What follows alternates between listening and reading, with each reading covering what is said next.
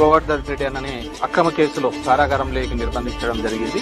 ఆయన చూసి ఆయన ఎందుకు ఈ విధంగా అంటే పెట్టిన మరిన్ని కేసులు కూడా ఈ విధంగా దొంగ పెడుతున్నారు. ఒక కొత్త సాంప్రదాయాన్ని ఈ రోజు ఆంధ్రప్రదేశ్ రాష్ట్రంలో తీసుకొని రావడం జరుగుతుంది. పెద్దలు రామచంద్రాడన చెప్తున్న విధంగా మామూలుగా మేమేదన్నా ఆవేశపడతా అంటే ఎందుకులే రాము ఆగండి ఊరికి ఇవన్నీ పోతా అంటే ఇవన్నీ అని అనేవాళ్ళు. ఈ రోజు అట్లాంటి వాళ్ళు కూడా లేదు, ఇది ఒక కొత్త సాంప్రదాయము, ఇబ్బంది పెట్టే వాతావరణం అనేది ఒక మంచి పద్ధతి కాదు, ఇది మళ్ళీ రివర్స్ లో వస్తుంది అనే ఒక భయాందోళకమైన పరిస్థితిని చూస్తున్నాము.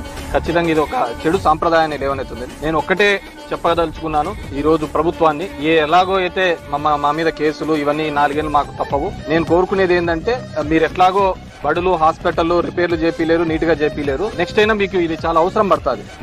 ఈ సెంట్రల్ జైల్స్ అన్ని కూడా దాన్ని రెనోవేట్ చేసేసి మంచి కండిషన్స్ తో పెట్టుకుంటే రేపొద్దున మీకు కూడా ఉపయోగపడతాయి. కాబట్టి అది డెఫినెట్ గా చేయాలని చెప్పేసి మేము అనుకో. రే కృష్ణ నీకుందిరా నీకు లేదా? ఎన్నిసార్లు అవుతారా బాబు?